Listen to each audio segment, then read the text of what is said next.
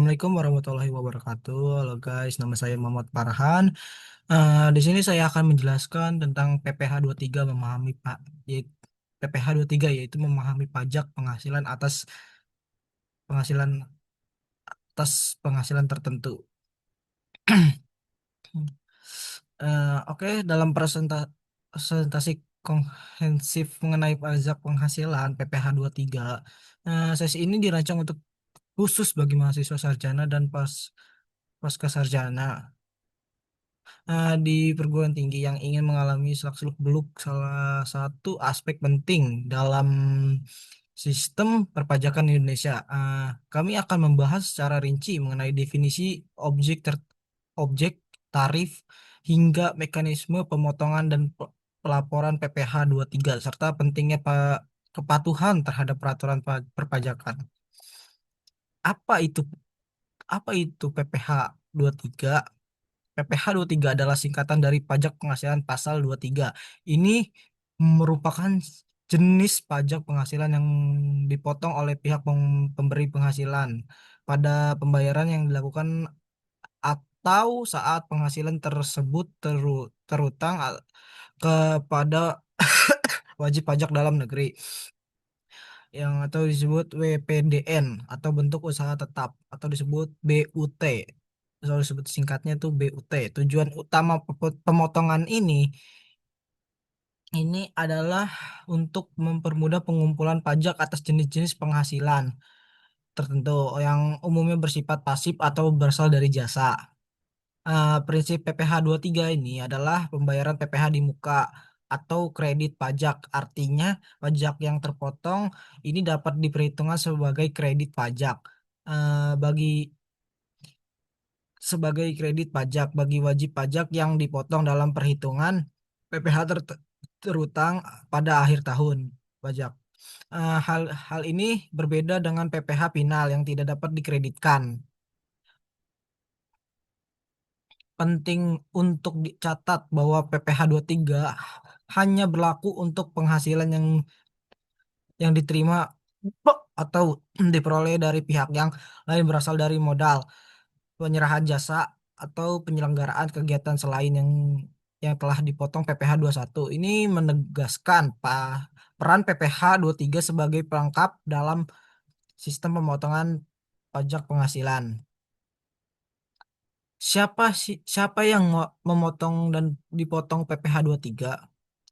Memahami subjek memotong dan yang dipotong dalam PPh tiga adalah fundamental untuk mengaplikasikan ke ketentuan pajak dengan benar. Peran masing-masing pihak sangat jelas dan kerangka peraturan perpajakan Indonesia. Pemotong PPh pasal 23. Pihak yang ditunjuk untuk melakukan pemotongan, penyetoran atau pelaporan PPh tiga adalah badan pemerintah, subjek pajak badan negeri, penyelenggaraan kegiatan, bentuk usaha tetap, perwakilan perusahaan luar negeri lainnya, orang pribadi sebagai wajib pajak dalam negeri tertentu yang ditunjuk oleh Direktur Jenderal Pajak. Terus pihak yang dipotong dari PPh tiga, pihak yang penghasilan dipotong PPh tiga adalah wajib pajak dalam negeri, bentuk usaha tetap. Itu berarti PPh tiga diterapkan pada entitas usaha dan individu yang terdaftar sebagai wajib pajak Indonesia atau entitas asing yang beroperasi sebagai bentuk usaha tetap di Indonesia. Syarat utama agar pemotongan PPh tiga dapat dilakukan pihak yang dipotong eh, WPDN atau BUPT harus memiliki nomor pokok wajib pajak NPWP, yaitu NPWP adalah identifikasi wajib bagi setiap wajib pajak Indonesia yang ke- ketiadaan NPWP dapat berakibat pada tarif pemotongan yang lebih tinggi. Oke. Selanjutnya ada objek pajak PPh tiga. PPh tiga dikenakan pada berbagai jenis penghasilan yang diterima oleh pajak dalam negeri atau bentuk usaha tetap. Pemahaman mengenai objek pajak ini sangat krusial agar tidak terjadi kesalahan dalam pemotongan maupun perhitungan pajak. Berikut adalah objek-objek yang dikenakan PPh tiga. Dividen. Pertama, dividen. Penghasilan berupa bagian laba yang diterima oleh pemegang saham dan pe- perseorangan perseorangan terbatas bersekutu one commander atau badan usaha sejenis lainnya. Namun perlu diperhatikan bahwa dividen yang diterima oleh orang pribadi bisa dikenakan PPh final bukan PPh tiga. Selanjutnya ada bunga. Bunga penghasilan dari penggunaan modal seperti bunga pinjaman, bunga obligasi, diskon premi atau imbalan karena jaminan atau pengembalian utang. Nah, selanjutnya ada royalti, imbalan yang diterima karena penggunaan hak atau properti intelektual seperti hak cipta, paten, merek dagang, desain atau formula rahasia serta penggunaan informasi yang bersifat rahasia. Selanjutnya sewa dan penghasilan lainnya. Sehubung dengan penggunaan harta, penghasilan berupa sewa atau penggunaan harta, kecuali sewa tanah dan atau bangunan yang telah dikenakan PPh Pinal pasal 4 ayat 2. Contohnya sewa kendaraan, sewa peralatan kantor, sewa mesin, dan sewa alat berat. Oke, selanjutnya adalah imbalan jasa. Penghasilan yang berupa imbalan sehubung dengan jasa-jasa tertentu yang disebut dalam peraturan Menteri Keuangan PMK. Berapa contoh jasa yang dikenakan PPh tiga antara lain itu jasa konsultan, jasa akuntansi dan pembukuan, dan jasa penilaian, jasa aktuaris, jasa penunjang di bidang tambangan dan migas, dan jasa pengeboran, dan jasa penunjangan di bidang penerbangan dan badan udara, dan jasa catering dan selanjutnya. Dalam data jasa ini dari sangat luas, sering diperbarui sehingga penting untuk selalu menunjuk pada peraturan terbaru dengan Kementerian Keuangan. Tarif PPh tiga. Tarif PPh tiga bervariasi tergantung pada objek penghasilannya. Peraturan perpajakan telah menetapkan tarif seperti untuk setiap kategori yang penting untuk diketahui untuk pemotongan maupun dipotong. 15% dari jumlah bruto. Dividennya berlaku untuk dividen yang diterima oleh wajib pajak, badan, dan BUT. Perlu diingat, dividen untuk orang pribadi dikenakan PPh pasal 4 ayat 2. Untuk bunganya termasuk diskonto dan premi dan imbalan sehubung dengan jaminan pengembalian utang.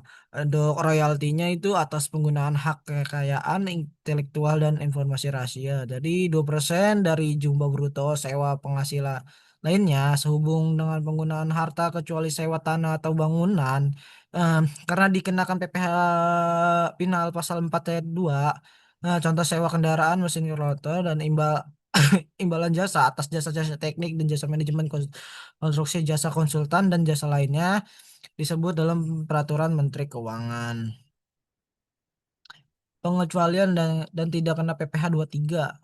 Meskipun cangkupan PPh tiga itu cukup luas, terdapat beberapa kondisi atau jenis penghasilan yang dikecualikan dalam pemotongan pasal 23 tidak masuk dalam objek pajak. Pasal 23 memahami mengenai pengecualian. Ini penting nih untuk menghindari kesalahan pemotongan yang tidak semestinya. Wajib pajak dengan surat keterangan bebas atau yang disebut SKB. Wajib pajak yang dapat menunjukkan surat keterangan bebas PPh tiga Direktur Jenderal Pajak yang tidak akan dipotong PPh tiga SKB ini diberikan kepada wajib pajak yang memenuhi kriteria tertentu. Misalnya wajib pajak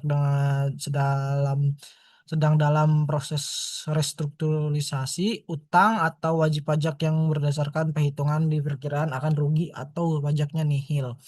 Untuk penghasilan yang sudah dikenakan PPh final, itu beberapa jenis penghasilan sudah dikenakan PPh final berdasarkan ketentuan terdiri sehingga tidak lagi dikenakan PPh pasal 23.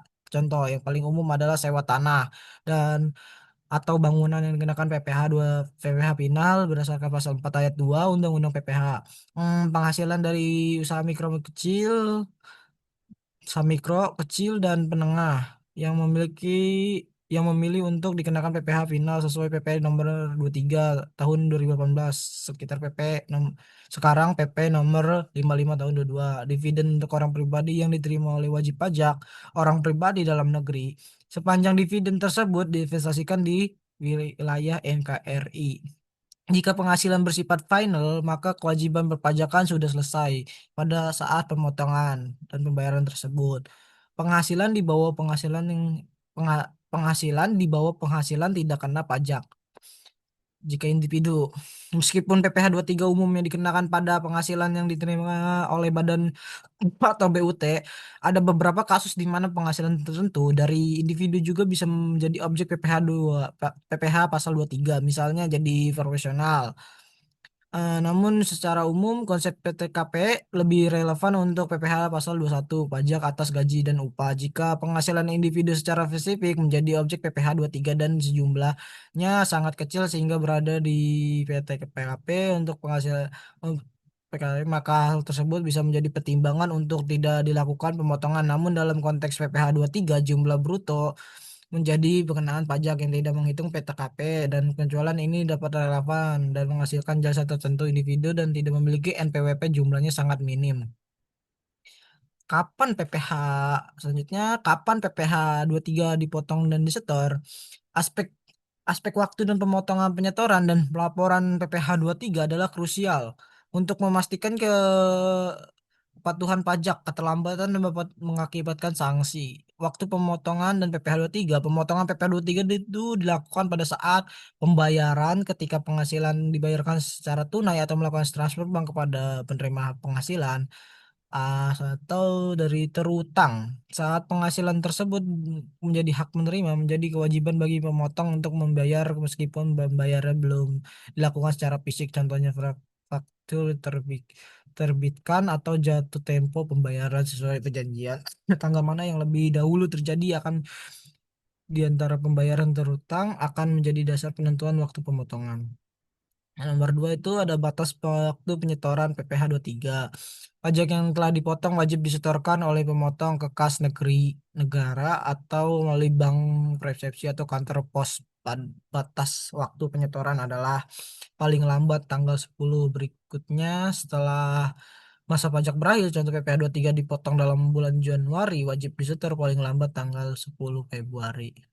Penyetoran ini dilakukan menggunakan surat setor pajak atau kode billing yang dilakukan sistem DJP online. Lanjutnya nomor tiga itu batas waktu pelaporan PPh tiga. Selain menyetor, memotong juga wajib melaporkan PPh tiga telah dipotong disetor. Pelaporan dilakukan melalui surat pemberitahuan. Masa PPh pasal 23 batas waktu pelaporan adalah paling lambat tanggal 20 eh paling lambat tanggal 20 bulan berikutnya setelah masa pajak berakhir. Contoh PPh tiga dipotong disetor pada Januari, wajib dilaporkan paling lambat tanggal 20 Februari. Pelaporan kini lebih mudah dilakukan secara elektronik, melakukan e-Bipot PPh pasal 23 atau 26 disediakan oleh Direktur Dirjen Pajak.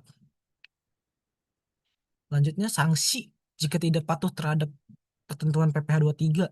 Kepatuhan dalam melaksanakan kewajiban perpajakan PPh tiga adalah sangat serius. Direktorat Jenderal Pajak memiliki mekanisme pengawasan sanksi tegas bagi wajib pajak yang tidak memenuhi kewajiban. Pemahaman mengenai sanksi ini penting sebagai pengingat konsekuensi dalam ketidakpatuhannya. Satu, denda administrasi. Keterlambatan penyetoran laporan PPh tiga dikenakan sanksi administrasi. Keterlambatan penyetoran bunga 2% bulan dari jumlah pajak yang dikurang dibayar dihitung sejak jatuh tempo pembayaran sampai eh dengan tanggal pembayaran dan bagian yang di bulan dihitung bulan satu bulan. Keterlambatan pelaporan PS pada masa denda sebesar 100.000 untuk setiap SP masa. Sanksi yang berlaku otomatis tanpa pemberitahuan khusus otoritas pajak. Pemeriksaan pajak ketidakpatuhan seperti tidak menyetor atau melakukan PPh pasal 23 dan memicu dilakukannya pemeriksaan pajak oleh DPJ. Untuk pemeriksaan ini bertujuan untuk menguji kepatuhan memenuhi kewajiban pajak. Jika dalam pemeriksaan ditemukan ketidaksesuaian atau kurang bayar atau diterbitkan surat ketetapan pajak kurang bayar beserta sanksi dan administrasi lebih besar. Bunga keterlambatan kenaikan pajak apabila hasil pemeriksaan menunjukkan adanya pajak yang kurang bayar, wajib wajib pajak akan dikenakan sanksi berupa bunga sebesar tarif bunga acuan tambah 5% dibagi 11-12 bulan per bulan, dan pajak yang dikurangi dihitung sejak saat terutang atau berakhirnya pajak sehingga diterbitkan SKPP. Dan kenaikan dalam kasus tertentu bisa dikenakan sanksi kenaikan 5% hingga 100% pajak yang kurang dibayar jika terdapat indikasi ketidakbenaran pengisian SPT dan mengakibatkan kerugian negara. Sanksi pidana jika ada unsur kesengajaannya. Dalam kasus yang lebih serius, jika ditemukan adanya unsur kesengajaan untuk tidak melaksanakan kewajiban pajak atau melakukan tindak pidana dan bidang perpajakan, misalnya memasukkan bukti potong, menyembunyikan data wajib pajak, dapat dikenakan sanksi pidana sesuai dengan undang-undang dan ketentuan umumnya dan tata perpajakan. Sanksi pidana meliputi denda yang sangat besar dan atau pidana penjara. Untuk penutupan dan kesimpulan atau membangun pemahaman pajak yang kuat, kita tetap menyusuri perjalanan yang kohesif dan memahami pajak penghasilan PPh tiga sebagai mahasiswa sarjana dan pasca sarjana. Memahami ini tidak hanya relevan, tidak kepentingan akademis, tetapi juga esensial dalam karir profesional adanya di masa depan, baik sebagai pelaku bisnis, konsultan maupun individu dan sadar pajak. PPh pasal 23 adalah pajak potong yang penghasilan tertentu. Ingatlah bahwa PPh pasal 23 itu berfungsi sebagai mekanisme pemotongan pajak di muka untuk jenis penghasilan tertentu seperti dividen dan bunga royalti, dan sewa selain tanah bangunan dan imbalan jasa. Ini adalah kredit pajak yang dapat diperhitungkan di akhir tahun pajak. Kewajiban dipotong setor dan dilaporkan tepat waktu bagi pemotong.